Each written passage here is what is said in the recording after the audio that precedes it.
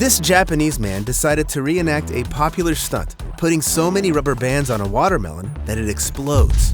However, he probably didn't expect it to end like this. The man's little daughter, who was supposed to be hiding behind a tiny empty suitcase, got bored and walked away when suddenly, the watermelon blew up and its upper part smashed directly into the man's face. He fell to the ground and started twitching, hiding his face in his hands. The terrified child was watching her father, completely at a loss of what to do. And then the man got up, and it turned out he was laughing. Yet in reality, a happy ending in such stories is most often an exception to the rule. So, in this video, we'll discuss YouTubers who have paid for views and subscriptions with their lives. As always, viewer discretion is advised. The Exploding Watermelon Challenge appeared back in 2008. Since then, countless people have tried it on camera. Some of them backed away to a safe distance before the explosion, and some even provoked the watermelon. The Japanese man from the first video was far from the only one who got hit by the exploding watermelon. On April 8, 2016, two Chinese men decided to do a live stream of their own watermelon explosion. After 50 minutes of putting on rubber bands, 800,000 viewers saw a chunk of the giant watermelon smash into one man's face. It seemed funny at first, but then the man showed the horrific lump that appeared after the blow. However, can this giant berry kill another YouTuber who decides to do this experiment? There have been cases of people being killed with one single blow to the head. In Britain, there's even an organization that has recorded over 80 such cases, and that's just since 2007. So it looks like one day, an exploding watermelon could kill someone as well. However, its impact force is very likely much weaker. If you happen to be an expert on this, please let us know in the comments so that we can get this straight once and for all. And now, let's talk about a YouTuber who was much less lucky than those knocked down by a watermelon. 29-year-old Grant Thompson was a pilot with an airline in Utah. However, later, he started building various interesting items with his own hands and trying out different hacks, so he decided to post this on YouTube. Eventually, both Grant and his audience liked it so much that a few years later, the man left his aviation job and started making YouTube content full-time. Years passed, turning him into the legend known under the moniker, the King of Random. And his channel quickly garnered millions of subscribers. However, with time, many of his experiments became increasingly dangerous, involving fire, makeshift pyrotechnics, and other flammable and highly explosive devices and substances. Was it interesting to look at? I guess so. However, how safe was it for Thompson himself and his audience? And how legal was it? I'm not the only one who had this question. So did law enforcement. In January 2018, 8 years into his YouTube career, Thompson was charged with 2 counts of second-degree felony possession of an explosive device for allegedly conducting incendiary experiments in his backyard. For this, he faced a maximum of 15 years in prison. Thompson pled guilty and agreed to a plea bargain deal with the officers. The YouTuber had to film 2 videos for his channel about the possible dangers and legal risks involved in experiments like his. He was also put on an 18-month probation. During that time, he had to abstain from dangerous experiments. Can you guess what he did next? He replaced them with another extreme hobby. Thompson returned to flights. However, not in aviation. In late July 2019, Thompson went on a paragliding trip. However, already in the air, his glider collapsed due to a sudden change in updraft. Thompson immediately tried to deploy a reserve chute, but it was too late. The man was very close to the ground, and the spare parachute had no time to open. Thompson fell and died upon impact. We know that the deadly plunge was recorded on camera, but the recording was obtained only by police, so the details remain unknown. In fact, Thompson had managed to trick fate and avoid getting injured in one of the dangerous experiments he'd filmed for his channel. However, if he hadn't been charged for his activity and hadn't been put on probation, he might have been busy making content on that day and wouldn't have gone out to do paragliding. At any rate, this tragedy is an incentive for me to remind you how important it is to stick to the safety regulations wherever they apply. However, could rules possibly have saved our video's next protagonist? A Danish man named Albert Dorlund published his first YouTube video in 2016. Since then, he'd been deploying his eponymous channel. He quickly found his niche by filming provocative vlogs, pranks, and sometimes very strange videos. And that's why Albert had both fans and detractors.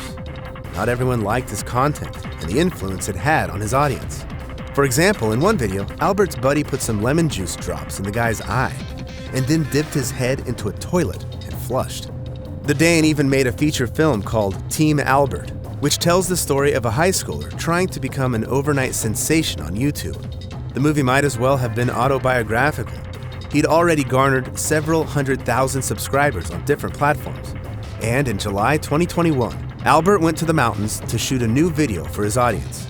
This wasn't his first experience of making content on the rocks. However, this time, he set his sights on Mount Seccheda, famous for its steep peaks. It's unknown what exactly Albert was going to do. In the thick fog, he walked onto a tall cliff, suddenly made a careless misstep, and tripped. Albert tried as hard as possible to regain his balance and stay on the cliff, but failed, plummeting from a height of 200 meters. His companions immediately called a rescue helicopter. However, the pilots barely managed to notice them due to the fog. When the paramedics got to Albert, all they could do was pronounce him dead.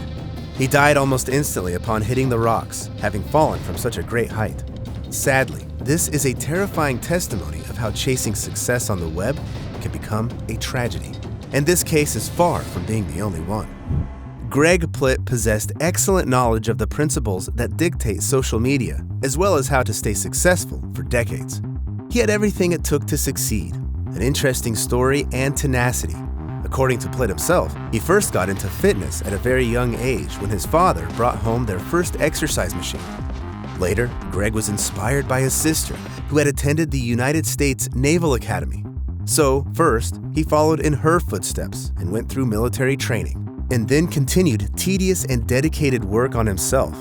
This path rewarded him with greater and greater fame.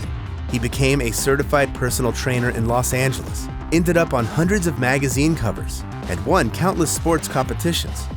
Greg also had roles in several movies, and his body became the prototype for the muscular superhero, Dr. Manhattan. In addition, Greg created his own training system, taught other people, shared his experience, and motivated his followers. However, at the same time, Plitt's success started being in charge of him, dictating its terms.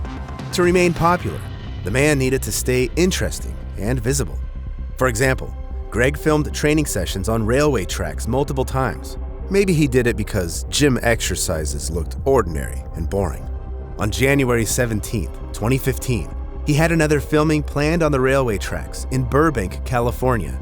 That time, Greg was supposed to shoot an ad for an energetic drink he'd started producing. Greg was standing on the tracks, waiting for a train. He was probably going to outrun it and show what his energetic drink could do. Finally, the train appeared from beyond the bend. It gave a loud signal, but Greg didn't move. Only a few seconds later, the man started running, but the train ended up being faster. At 4:05 in the afternoon, an onboard event recorder camera mounted in the cab of the lead locomotive recorded the man's body getting knocked off the tracks by the train. The impact killed Greg Plitt on the spot. The exact cause of this tragedy is still unknown.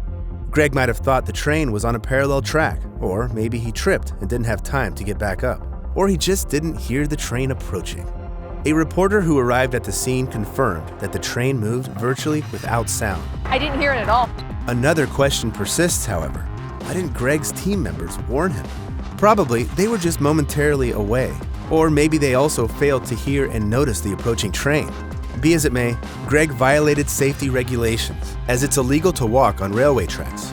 It looks like Plitt was trying to create content that would appeal to his audience, neglecting his own safety.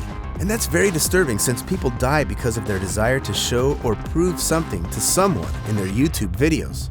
One of these unfortunate people was Nishu Desfall. He was just 22 years old, but his YouTube channel had garnered over 3.5 million subscribers. In addition, over 2 million people followed him on Instagram. Nishu owed this popularity to tractors. He tuned and tweaked them, as well as did various stunts. And the most popular video on Nishu's channel was dedicated to tractor tug-of-war. However, the main thing that made him famous was his tractor stunts.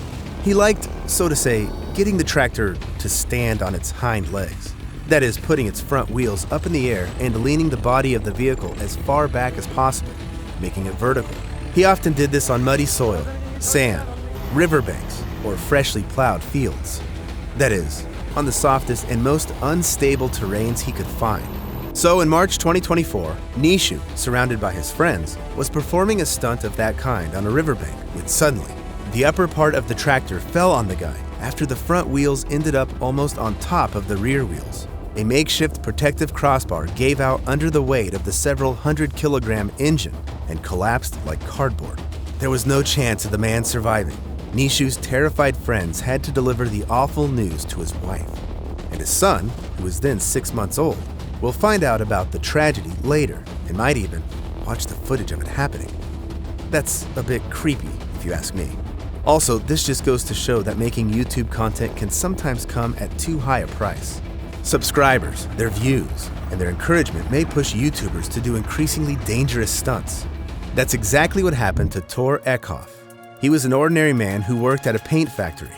However, in 2006, he moved to a remote cabin to escape family life and started a YouTube channel. In his first video, published the next day, he was simply drifting in a boat while sticking his tongue out. The next videos weren't that special, but later, Eckhoff, who adopted the moniker Oppator, started publishing quirky content that became increasingly controversial and dangerous. In one of the videos, he cut through the ice around him with an axe. This became the turning point of his entire life. In the 5th year of making videos, Tor's channel started gaining popularity thanks to the content in which tested his body with the cold environment. He kept on snow diving or taking ice baths in his underwear. Yet apart from all that, he behaved pretty strangely, which caused ambiguous attitudes to his content. Another big issue that some of his audience members had with him was that Tor kept making a point of drinking hard liquor in virtually every single one of his videos. However, some regarded the man's quirky content as artistic expression. Still, in addition to some of his actions being shocking and unusual, some of his other choices were decidedly dangerous, such as skating on broken ice. However, when Tor's new video titled "The First Snow" came out, his channel blew up and started growing exponentially. In the end, the video in which Eckhoff slammed against ice, dove into an ice bath, and consumed alcohol garnered the most views, 105 million. After this, Tor's audience started encouraging him to make more similar content, and he gladly obliged. At the same time, the man was facing more and more allegations of promoting alcohol use and dangerous behavior. The experts were unanimous. The combination of alcohol intoxication and extreme cold can be deadly. Tor, however, disagreed. He didn't think his stunts could harm him in the least. He didn't often recall a certain event that happened to him at the very start of his YouTube career. In 2007, Tor was doing some nighttime skating on a lake when suddenly a barely audible cracking sound started coming from under his feet. It signaled a disaster. The ice cracked and the man fell into the cold water. The heavy skates were pulling him to the bottom, and the thin ice kept breaking whenever Tor tried to get out. It was nothing short of a miracle that he managed to do it. After this, he started seriously training to dive into the water and get out of it. However, even this didn't save him in the end. On November 26, 2021, Tor went to film a video on an icy lake. For some reason on that day, he didn't take any of his friends or assistants with him. Eckhoff dived into the ice hole, spent several seconds in the water, and started trying to get out, but found it hard to do so. Panicked, Tor started screaming for help at the top of his lungs. Luckily, a man was walking nearby and heard Eckhoff's call. The passerby called the rescuers, realizing that he wouldn't be able to tackle it alone. Divers arrived at the scene quickly, pulled Tor out of the water, and performed CPR on him. After this, he was hospitalized, but all resuscitation efforts ended up in vain. The YouTuber died on the following day. As fate would have it, this happened just 5 days after posting a video of him celebrating his 57th birthday titled, "I Am Not Dead." Some of you have mentioned that I seem to judge the people I talk about in my videos. I truly don't mean to, but there are controversial stories where it's hard to say whether someone considered their own safety or understood how their actions might impact both themselves and their viewers. Please share your thoughts on Oppator and the other YouTubers mentioned in this video. Do you think they influenced their audience and, in turn, were influenced by them? And most importantly, take care of yourselves.